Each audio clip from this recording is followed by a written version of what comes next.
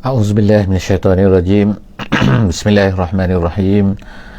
Alhamdulillahirabbil alamin wassalatu wassalamu ala Rasulillah wa ala alihi wa sahbihi ajma'in. Rabbi shrah li sadri wa yassir li amri wahlul 'uqdatam min lisani yafqahu qawli. Subhanaka la ilma lana illa ma 'allamtana innaka antal alimul hakim. Wala haula wala quwwata illa billahil aliyyil azim. Alhamdulillah, bersyukur pada Allah Subhanahu wa taala. Salawat dan salam kita panjatkan kepada baginda Nabi sallallahu alaihi wasallam yang telah mengizinkan kita, Allah Subhanahu wa taala yang telah mengizinkan kita untuk bersama-sama dalam sesi kita pada pagi ini. Dalam sesi tadabbur harian, insya-Allah hari ini kita akan bersama-sama di muka surat 240 insya-Allah dan kita insya-Allah hari ini bersama-sama di surah Yusuf ayat 38 sehingga ayat yang ke-43 insya-Allah.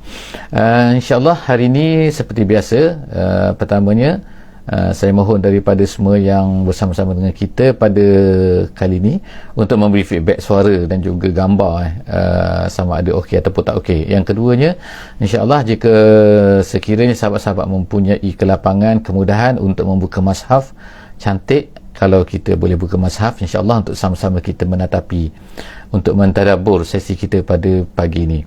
Hari ini insya-Allah kita akan tengok seterusnya cerita yang berlaku kepada Nabi Yusuf alaihi salam. Kita telah sampai sebelum daripada ni bahawa Nabi Yusuf alaihi salam telah dimasukkan ke dalam penjara atas, kita kata, sebagai satu kezaliman, satu benda yang zalim, kerana dia tidak melakukan apa-apa kesalahan. Kesalahannya hanyalah kerana dilakukan oleh orang lain, tapi dia yang dikenakan penjara. Kerana kita sebutkan sebelum daripada ni bahawa selepas daripada perempuan-perempuan di Mesir pada masa itu, di negeri pada masa itu, di bandar tersebut, telah semuanya dah viral, dah bising, dah mengatakan, dah menuduh, mengaibkan isteri kepada menteri Aziz ni kerana telah mengganggu hambanya, iaitu Yusuf alaihissalam.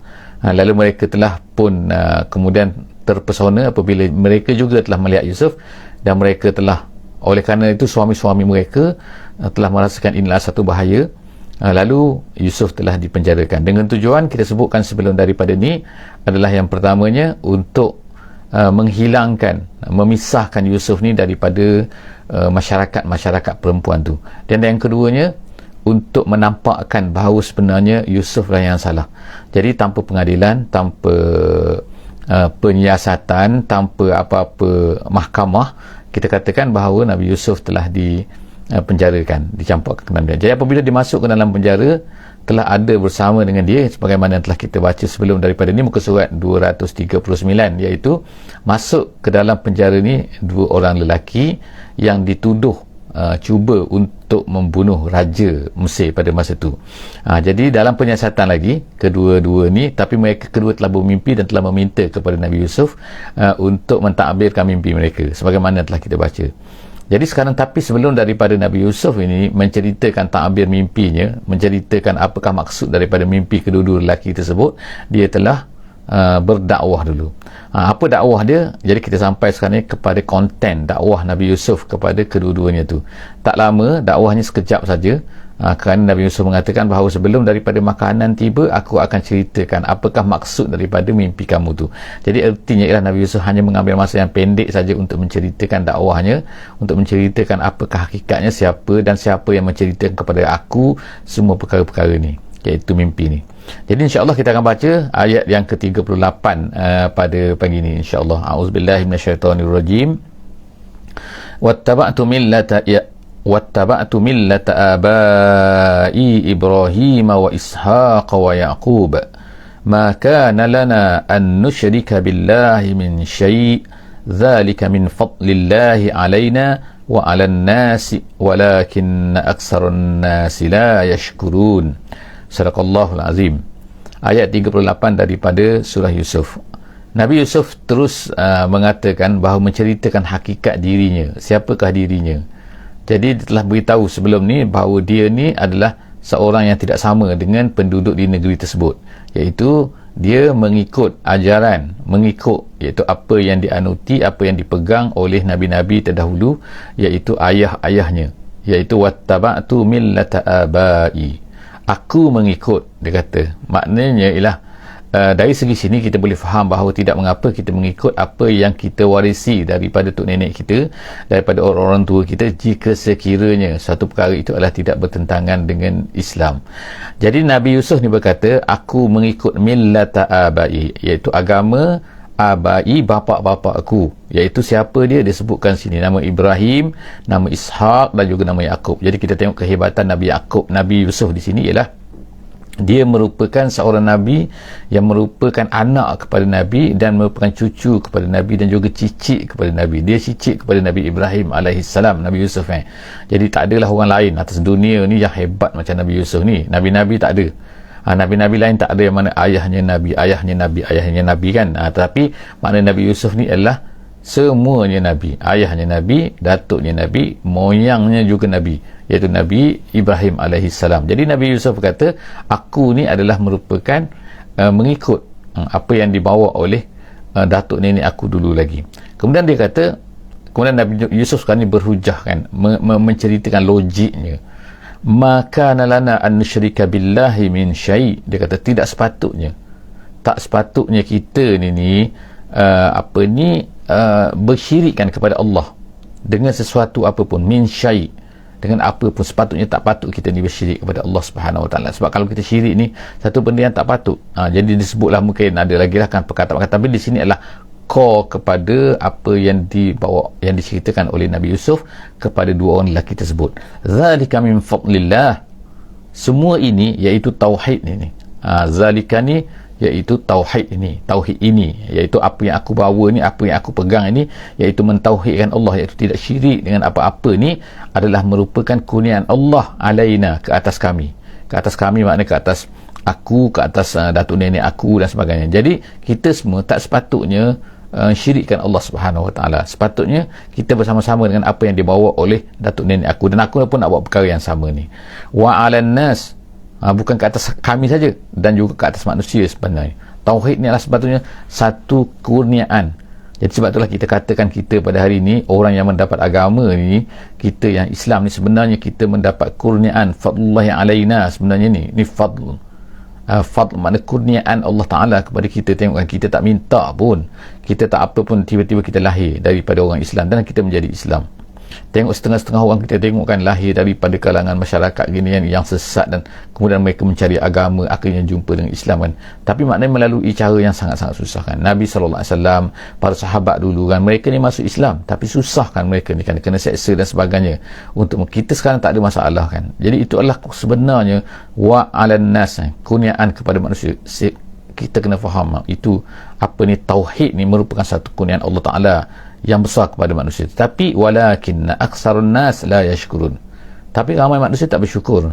Dia hanya bersyukur kalau dapat harta, bersyukur kalau dapat mewah, kalau bersyukur dapat pangkat, dapat jawatan dan sebagainya. Tapi kalau dapat Islam ni, mereka tak rasa sangat bahawa ini satu kurniaan. Sedangkan inilah kurniaan Allah Subhanahu Wa Taala yang paling besar sekali. Walakinna aktsarun nas la yashkurun, kata Nabi Yusuf kepada mereka berdua ni. Ya sahibai. Jadi dia terus lagi dengan dakwahnya. Tengok kan, dia sebut apa tu, panggilan dia tu yang digunakan oleh Nabi Yusuf ni, ya sahibai. Dia panggil, maknanya wahai dua kawan as-sijni, sahibai sijni, wahai dua sahabat baik, kawanku. Kalau kita katakan baru, maknanya kan padahal baru je kan masuk dalam penjara tu kan, contohnya kan, tapi maknanya dia dah boleh berkawan baik dan dipanggil panggilan. Jadi itu nak mengajar kita sebenarnya dalam dakwah, dalam menyampaikan agama ni, menggunakan perkataan-perkataan yang baik bila kita memanggil orang-orang yang kita nak suruh tu. Ya sahibai sijni a'arbabun. Kemudian dia suruh fikir logik sikit kan, a'arbabun, arbabun, adakah sembahan-sembahan Tuhan-Tuhan kan, mutafarriquna, yang macam-macam, yang berpecah-pecah, khairun, adakah lebih baik, amillahul wahidul qahhar, ataupun Allah Ta'ala yang esa, yang maha kuasa, itu lebih baik. Jadi mana lebih baik? Antara satu ataupun banyak-banyak ni. even kalau manusia pun, kalau seorang kalau zaman tu memang hamba ni ialah menjadi satu makna kebiasaan lah kan pada masa tu. Jadi kalaulah seorang hamba tu ada banyak tuan, mana lebih bagus? Dia banyak tuan ke satu hamba tapi banyak tuan, dengan satu hamba satu tuan? Maka begitulah kita kan, itu nak suruh difikirkan. Maknanya Nabi Yusuf ni mempushkanlah orang tu supaya gunakan suka fikiran sikit. Jadi kita begitu juga kan dalam dalam dakwah, dalam sampaikan Islam pun begitu juga. Dia mengajar kita secara tidak langsung sini ialah mengajar supaya kita ni mengajak orang supaya berfikir. Jadi dalam dakwah tu bukan hanya beritahu doktrin saja kan, tapi maknanya suruh berfikir juga ya. Arbabun, persoalan tu kan, arbabun, adakah Tuhan yang banyak tu lebih baik ataupun tu yang satu saja, Allah yang satu? Kemudian ayat 40 seterusnya ialah Allah Ta'ala kata, ma ta'buduna min dunihi illa asma'an sammaitumuha. Kemudian Nabi Yusuf berkata lagi kepada dua orang tu, dia kata, apa yang kamu semua sembah ni, min dunihi, ma ta'buduna min dunihi, apa yang kamu sembah selain daripada Allah ni, tidak ada lain illa melainkan asma'an, nama-nama saja.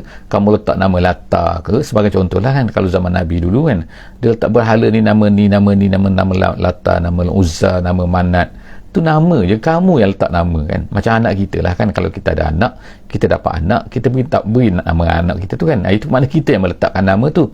Patung berhala tu yang disembah oleh orang kafir tu, tak kira lah zaman dulu zaman sekarang ke, nama-nama kan, nama-nama berhala kan, mereka kata ni kan, nama tu saja kamu yang letak nama tu, kemudian kamu rasa besar nama tu, akhirnya kamu puja nama tu, akhirnya kamu rasa oh nama ni ada power dan sebagainya. Tengok kan, itu semua Nabi Yusuf kata asma, nama-nama saja, sammaitumuha antum wa abaukum, kamu yang beri nama ataupun tok nenek kamu yang beri nama. Jadi kamu ikut je kan, mana tok nenek kamu dulu sebut ni nama gini, ni nama ni berhala ni kan, jadi kamu pun ikutlah dia kan tak. Jadi sammaitumuha antum wa abaukum, benda tu kamu yang letak nama, kemudian kamu sembah pula. Tak kepelik ni kan Allah SWT. Jadi dia kata sini, Allah Ta'ala sebut seterusnya, ma anzalallahu biha min sultan, sedangkan Allah Ta'ala ni Nabi Yusuf ni sedang berdakwah kepada kaum ni. Jadi dia kata ma anzalallahu biha min sultan, Allah Ta'ala tak menurunkan apa-apa sultan. Sultan ni maknanya power, ataupun sultan ni maknanya hujah ataupun burhan, kita katakan dalam bahasa Arabnya, maknanya ialah tak ada apa-apa bukti pun bahawa ini adalah merupakan, tengok dia pun tak bercakap, tak apa kan, sejak daripada zaman Nabi Ibrahim lagi kita tengok kan, benda ni kan telah dilakukan oleh manusia yang sesat tu kan. Maknanya dia letakkan, buat satu benda kemudian beri nama kepada berhala-berhala tu. Jadi sedangkan Allah SWT tak pernah pun beri, tak turunkan apa-apa, ma anzalallahu biha min sultan. Kemudian Nabi Yusuf berkata lagi kepada dia berdua ni, dia kata inil hukmu illa lillah, iaitu satu satu prinsip yang diberi tahu oleh Nabi Yusuf ni kepada mereka berdua ni, iaitu inil hukmu illa lillah, tidak adalah ketetapan apa-apa ni melainkan daripada Allah. Makna berhala-berhala ni ke dan apa-apa saja kan, tak ada, tak boleh menetapkan apa-apa. Ayat ini, inil hukmu illa lillah, merupakan satu ayat yang besar kan. Sebab apa? Kalau dalam usul fiqh ke, dalam penentuan hukum ke, dalam law ke, dalam apa-apa pun, itu kita panggil sebagai apa tu? Hakimiyatullah. Hakimiyatullah ni maksudnya hanya Allah Subhanahu Wa Taala saja yang berhak untuk menentukan hukum, menentukan ketetapan dan sebagainya. Maknanya kita ni kan, tak kira siapa-siapa pun kan, kita manusia kan, even orang-orang yang hebat macam mana pun dia tak boleh menentukan, dia mesti menurut apa yang telah ditetapkan oleh Allah Subhanahu Wa Taala. Itu sebab apa? Inil hukmu illa lillah, tidak ada hukum, tidak ada ketetapan, tidak ada keputusan, tidak ada yang boleh menentukan baik dan buruk melainkan Allah Subhanahu Wa Taala. Inil hukmu illa lillah, tidak ada ketetapan melainkan milik Allah Ta'ala saja. Amara alla ta'budu illa iyyah, Allah Ta'ala telah menyuruh. Ni kata lagi Nabi Yusuf ni kepada dia berdua tu kan, kawan dia berdua tu, dia kata amara alla ta'budu illa iyyah, Allah Ta'ala ni telah menyuruh bahawa jangan kamu sembah melainkan dia saja, jangan kamu tunduk melainkan kepada dia saja, jangan kamu ikut kepada dia saja. Sebab apa? Inil hukmu illa lillah, sebab semua benda tu ketetapan adalah menurut kehendak, keputusan, keinginan, ketetapan, apa saja semua balik kepada Allah Subhanahu Wa Taala. Zalika dinul qayyim. Jadi itulah kesimpulan Nabi Yusuf kata itulah zalika, iaitu tauhid begitu. Itulah maksud tauhid tu, iaitu tidak ada hukmu illa lillah, tak boleh sembah melainkan Allah Subhanahu wa taala. Tidak begini, tak boleh sembah sembahyang. Jadi tukar kepada ajaran apa yang nak diberitahu oleh nabi-nabi, sebenarnya itulah rekod dia. Jadi Nabi Yusuf berkata zalikad dinul qayyim, itulah sebenarnya tauhid, begitulah sebenarnya agama yang benar, agama yang mustaqim. Qayyim tu maknanya mustaqim. Zalikad dinul qayyim, zalikad din al mustaqim, yang lurus. Walakinna aksarun nas la ya'lamun, tapi ramai manusia tak tahu.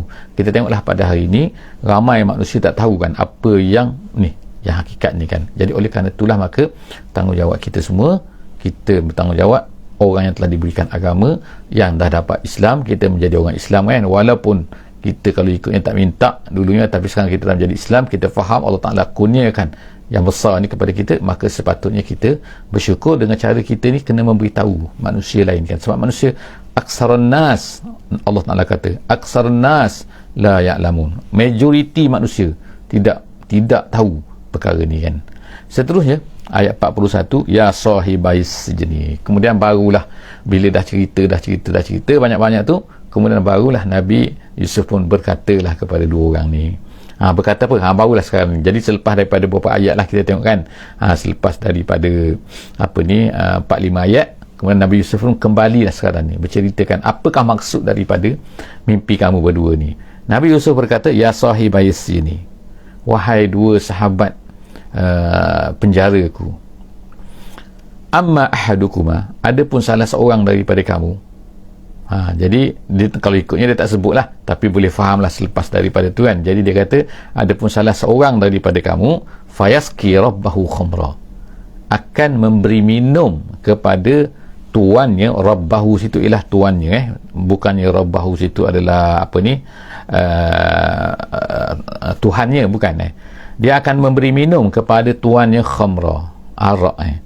Jadi yang disebutkan sini, kita sebutkan sebelum daripada ni, iaitu maknanya ialah dia akan balik kerja semula. Dia akan balik semula kerja. Sebab apa? Kalau ikutnya dia tidak bersalah sebab apa? Dia tak bukan dia meletakkan, dia dapati bahawa racun tak ada dalam minuman tu.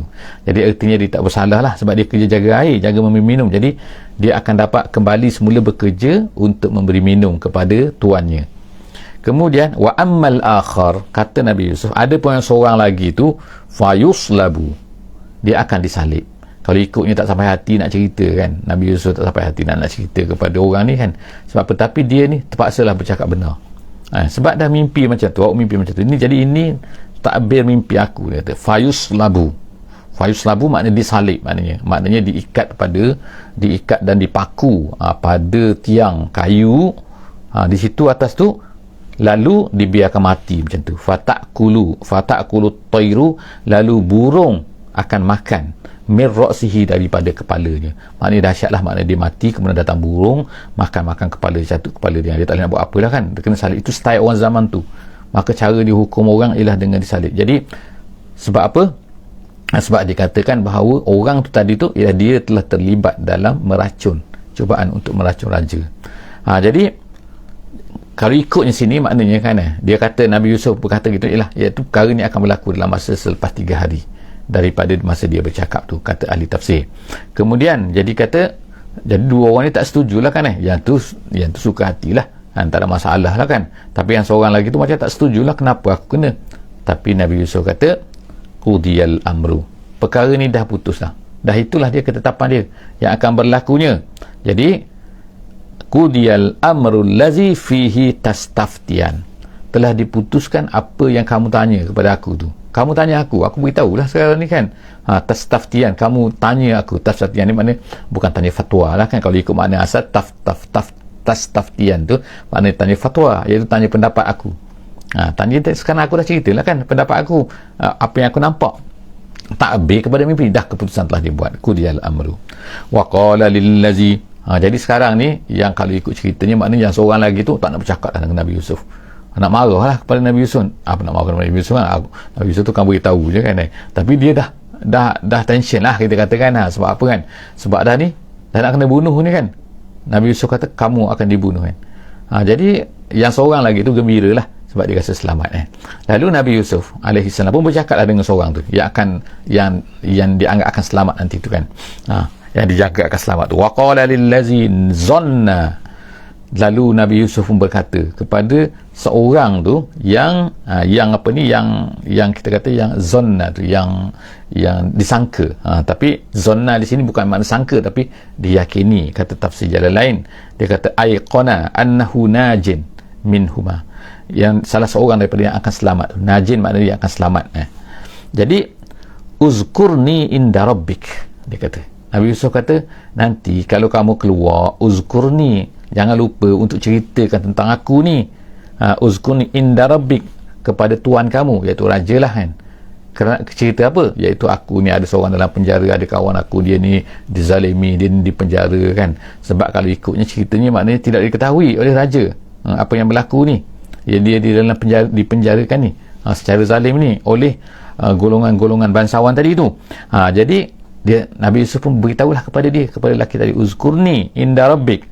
Tapi Nabi Yusuf suruh ceritalah nanti, tapi apa yang berlaku ialah fa'ansahu syaitan, syaitan telah melupakannya. Jadi ada beberapa tafsir sini, apakah maksud syaitan telah melupakannya? Adakah dia lupa dakwah tu ke, ataupun dia lupa teruskan cerita tu kan, ataupun Allah Subhanahu Wa Taala memang menetapkan kepada Nabi Yusuf ni supaya kena tinggal lagi dalam penjara. Sampai adalah beberapa pandangan yang disebutkan ulama, dia kata sebab Nabi Yusuf ni macam yakin sangat dapat keluar penjara, jadi Allah Ta'ala pun melupakan. Jadi digunakan perkataan sini fa'ansahu syaitan, iaitu syaitan melupakannya. Bukanlah syaitan tu makna ada power, tetapi apa benda yang tak elok ni, maka kita akan dinisbahkan kepada yang berusaha untuk menyebabkan orang tu lupa. Jadi orang tu pun lupalah zikra rabbihi, dia lupa untuk menyebutkan kepada tuannya, bukan tuhannya, tuannya. Zikra rabbihi, kepada tuannya, tuan dia lah, raja tadi. Fala bisa fis sijni, maka tinggallah Nabi Yusuf tu di dalam penjara bid'a sinin, beberapa tahun. Jadi berapa tahun tinggal Nabi Yusuf dalam penjara lagi selepas daripada tu? Ada yang kata 7, ada yang kata 10, ada yang kata 12. Maknanya di antara range tu maknanya. Jadi maknanya lama, paling kurang 7 tahun. 7 tahun Nabi Yusuf dalam penjara lagi selepas itu. Kerana pakcik tadi tu dia lupa, dia dapat keluar dah, dia happy lah kan, sampai lupa orang dalam penjara, kawan dia dalam penjara tu. Tu cerita dia kan. Lalu sekarang ni habislah cerita tu. Jadi kalau kita tengok sekarang ni kan, pergilah pula kita kata kamera kita lah kan, kamera kita keluar daripada penjara ni, kamera cerita Nabi Yusuf ni. Sekarang pergi ke mana? Pergi ke luar penjara. Nabi Yusuf tinggal dalam penjara tu beberapa tahun, kemudian kamera kita keluar, kita pergi ke raja ni, kepada istana raja. Di istana raja ni pada satu hari, ni maknanya selepas daripada 7 tahun ni kan, ataupun selepas 10 tahun, ataupun setelah 12 tahun ni kan, maknanya satu jangka masa yang lama kan, kita kata kan, Nabi Yusuf duduk dalam penjara tu. Jadi selepas daripada tu, tiba-tiba pada satu hari, waqala al-malik, tiba-tiba Malik berkata. Jadi Allah Subhanahu Wa Taala menggunakan perkataan Malik di dalam ayat ini. Allah Taala tak gunakan Firaun. Dikatakan bahawa pada masa itu dinasti yang memerintah tu lain. Yang Nabi Musa tu dinasti yang memerintahnya lain. Raja-raja pada masa zaman Nabi Musa tu dipanggil sebagai Firaun. Ini dikatakan oleh ahli tafsir lah ni. Tapi dinasti yang memerintah pada zaman Nabi Yusuf ni, ia kata adalah seorang raja yang baik, walaupun tidak beriman, tapi pada masa itu dia bernama, kata raja lain, iaitu bernama Rayyan bin Al-Walid. Itu kata setengah ulama lah, wallahu a'lam bissawab, kita tak sebutkan, tapi perkataan lain gunakan. Waqala al-malik, jadi raja pun berkata pada satu hari itu, inni ara sab'a baqaratin simanin. Dia bermimpi, dia kata, aku melihat, mana bermimpi ni berkali-kali lah, bukan sekali. Aku melihat apa? Dia kata 7 ekor lembu yang siman tu gemuk maknanya kan. Kemudian ya'kuluhunna sab'un ijaf, tiba-tiba dimakan, ditelan oleh 7 ekor lembu yang kurus. Jadi lembu makan lembu. Ni pelik mana kan, mimpi aku ni pelik sikit, iaitu lembu gemuk dimakan oleh lembu kurus. Datang lembu kurus, dimakan, habis lembu gemuk tu.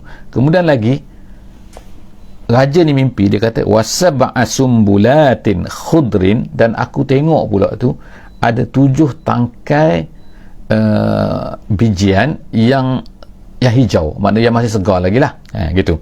Wasab'a sumbulatin, aku tengok sumbulatin, tangkai khudrin, 7 tangkai yang khudrin, yang hijau lagi.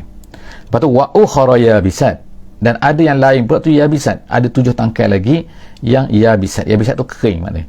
Jadi ada yang masih hijau, masih segar, ada yang masih kering. Jadi dalam mimpi tu dia kata ialah dia tengok benda tu duduk tepi-tepi, yang hijau ni, kemudian tiba-tiba yang kering ni datang merayap, membelik. Membelik-belik macam seolah macam makan juga, membelik yang hijau ni. Akhirnya semua jadi hijau, semua jadi kering.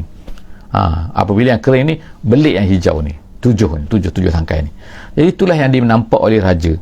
Jadi ya ayyuhal malak, dia pun panggil lah kepada pembesar-pembesar dia, ya ayyuhal malak, wahai al malak semua, aftuni fi ru'yaya, dia kata tolong beri pandangan kamu ni, apa maksud mimpi aku ni yang aku nampak sangat ni kan, nampak. Jadi ulama-ulama sebut sini ialah maknanya kadang-kadang boleh jadi juga mimpi orang kafir pun maknanya dia boleh jadi betul.